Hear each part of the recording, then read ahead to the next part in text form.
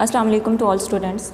How are you student. जी student, आज का हमारा टॉपिक है ग्रामर का। आज हम ग्रामर का करेंगे शेरी इस्तिलाहात। मैं आज आपको बताऊंगी कि शेरी इस्तिलाहात कौन कौन सी हैं और कितनी हैं। ये हैं काफ़िया, रदीफ़, मतला, मक्ता। इनको शेरी इस्तिलाहात बोला जाता है।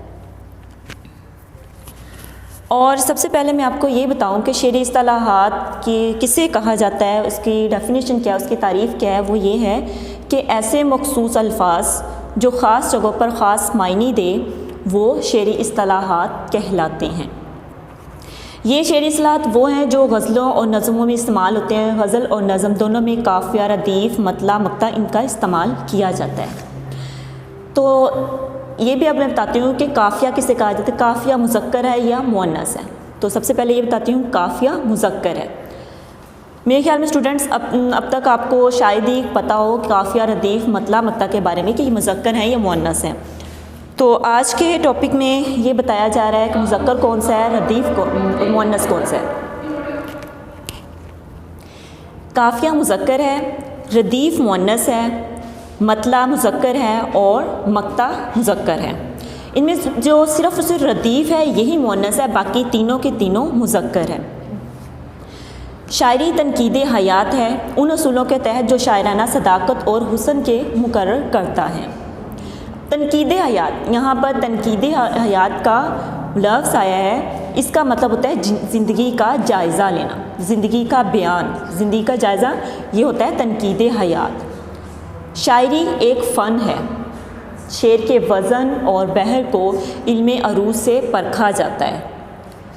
काफ़िया, रदीफ़, मतला, मक्ता का बरमजाल इस्तेमाल कलाम को खूबसूरत बनाता है। यहाँ पर मैं आपको अब ये बताऊँगी इल्मे अरूज किसे कहा जाता है। कुछ बुनियादी असूलों के मुताबिक जब हम अल्फाज को ख़ास तरतीब देते हैं ज़िंदगी के हक़ाइक़ बयान करने के लिए, तो इसको हम शायरी कहते हैं। जिस तरह हर चीज़ का एक इल्म होता है, शायरी भी एक इल्म है और शायरी के इल्म को कहा जाता है इल्मे अरूज। और हम इल्मे अरूज से देखते हैं कि शेर कितना मेयारी है और कितना गैर मेयारी है। इसी इल्मे अरूज से हम शेर की मेयारी और गैर मेयारी का मेयार का पता लगाते हैं कि कौन सा शेर कितना मेयारी और कौन सा शेर कितना गैर मेयारी है। तो जी स्टूडेंट्स, आज नेक्स्ट मैं आपको बताती हूँ सबसे पहले मतला के बारे में। आज हम मतला और मक्ता के बारे में डिस्कस करेंगे। तो नेक्स्ट हमारे पास है मतला, जो शेरी इस्तिलाहात में सबसे पहले शेरी इस्तिलाहात में जो सबसे पहले आ रहा है वो है मतला। आज आपको मैं मतला और मक्ता के बारे में बताऊँगी, काफ़िया और रदीफ़ के बारे में आज नहीं बताया जाएगा। मतला तला से निकला है। सबसे पहले बताती हूँ मतला तला से निकला है। इसका माखज़ क्या है? ये माखज़ इसका है, ये तला से निकला है और ये अरबी ज़ुबान का लफ्ज़ है मतला। इसके लुग़वी मायने क्या है मतला के? मतला के लुग़वी मायने है तलू होने का मुकाम।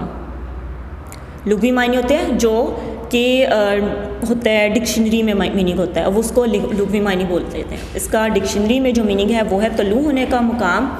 और इस्तिलाह में होता है प्रैक्टिकली, जिसके प्रैक्टिकली जो इसका मीनिंग है वो है, जिसकी प्रैक्टिकली तारीफ़ है वो ये है कि पाबंद नज़म, गज़ल या कसीदा का वो पहला शेर जिसके दोनों मिसरे हम काफ़िया और हम रदीफ़ हों, वो क्या कहलाते हैं?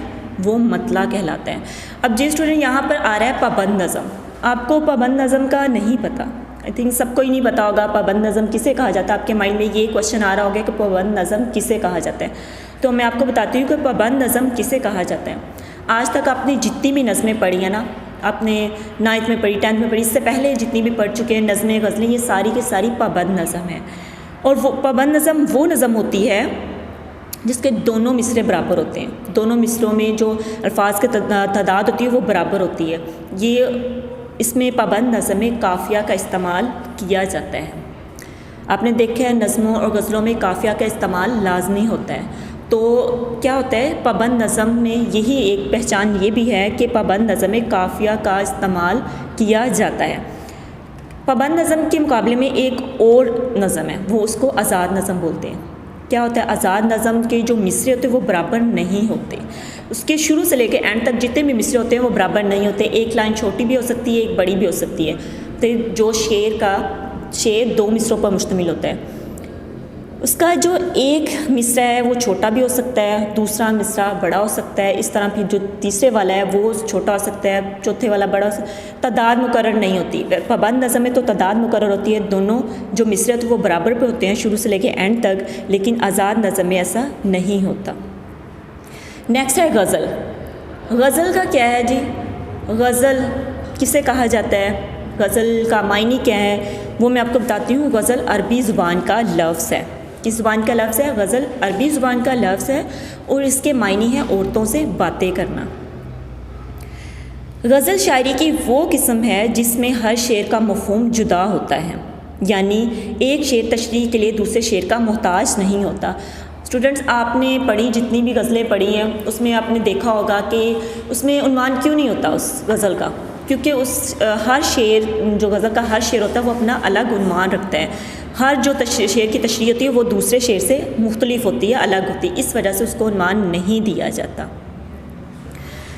तो जिस नज़म में हुस्न इश्क के जज्बात का इजहार हुआ हो उसे उर्दू दुनिया में गज़ल कहा जाता है। ये था हम गज़ल का, मैंने आपको मीनिंग बता दिया, गज़ल की ज़ुबान का लफ्ज़ है और गज़ल की तारीफ़ बताई, पाबंद नज़म के बारे में भी बता दिया। अब नेक्स्ट आ जाता है कसीदा। कसीदा होता है किसी की तारीफ़ में लिखी गई जो नज़म होती है उसको कसीदा बोला जाता है। पाबंद नज़म, गज़ल या कसीदा का वो पहला शेर जिसके दोनों मिसरे हम काफ़िया और हम रदीफ़ हों, मतलब पहले मिसरे में भी काफ़िया हो, रदीफ़ हो, दूसरे मिसरे में भी काफ़िया और रदीफ़ हो, उसको मतला कहा जाता है। गज़ल या नज़म का जो पहला शेर होता है उसको मतला कहा जाता है।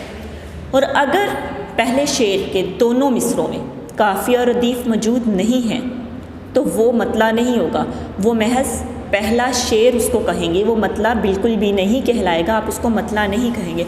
जिस शेर के दोनों मिसरों में काफ़िया और रदीफ़ होंगे वही मतला होगा, अदरवाइज़ दूसरा मतला नहीं होगा अगर उसमें काफ़िया और रदीफ़ इस्तेमाल नहीं किया गया। स्टूडेंट्स, मतला जो ग्रामर की रूह से है उसको इसम ज़र्फ़ मकाम भी कहा जाता है। क्या कहा जाता है? इसम ज़र्फ़ मकाम मतला को, यानी मतला जो होता है लोकेशन बताता है, यानी एक ऐसा इसम जो लोकेशन बताए, किसी मुकाम की निशानदही करे, उसे इसम ज़र्फ़ मकाम कहा जाता है। और जो मतला है इसको कलाम का नकीब भी कहा जाता है। किसका नकीब कहा जाता है? कलाम का नकीब। जो कलाम पेश किया गया है, जो हम पढ़ रहे हैं, जैसे गज़ल, नज़म या फिर कसीदा, उसका जो ये कलाम हुआ, किसी भी शायर ने लिखा है तो ये कलाम हुआ, तो इसको कलाम का नकीब भी कहा जाता है। नकीब कहा जाता है, इसका मतलब होता है शुरू, यानी कि स्टार्ट। नकीब का मतलब होता है स्टार्ट या शुरू। तो नकीब, मतला को नकीब भी कहा जाता है कलाम का। स्टूडेंट्स, मैं आपको एक और बात ये बता दूं आपकी याद दहानी के लिए कि एक या ज़ायद मतले भी हो सकते हैं। यही नहीं कि सिर्फ़ एक ही मतला हो, एक से ज़्यादा भी मतले हो सकते हैं। एक मतला के बाद दूसरे मतला को मतला सानी कहा जाता है और उसके बाद जो आते हैं आने वाले मतला को हुस्न मतला कहा जाता है। तो स्टूडेंट्स, ये मतला के बारे में आपको मैंने सारा डिटेल से समझा दिया। आई थिंक आपको अच्छे से समझ आ चुकी होगी। तो अब नेक्स्ट हम करेंगे मक्ता के बारे में। स्टूडेंट्स, अब हम मतला में पढ़ लिए, अब नेक्स्ट है मक्ता। मक्ता के बारे में बताओ जी। मक्ता कहाँ से निकला है? मक्ता कता से। कहाँ से? कता से निकला है मक्ता। और जो मक्ता है इसकी अरबी ज़ुबान का लफ्ज़ है, इसके लुग़वी मायने है काटने की जगह, ख़त्म करने की जगह। तब यहाँ पर गज़ल और नज़म का जो आखिरी शेर है उसको हम मक्ता बोलते हैं ना, तो उसका जो लास्ट वाला शेर है उसके बाद तो कोई उससे आगे शेर आता है तो क्या समझ लो, काटने की जगह, ख़त्म करने की जगह, इससे आगे कुछ नहीं आ सकता। तो मक्ता का मीनिंग ये है, लुग़वी मायने है, डिक्शनरी में इसके मीनिंग काटने की जगह है, ख़त्म करने की जगह।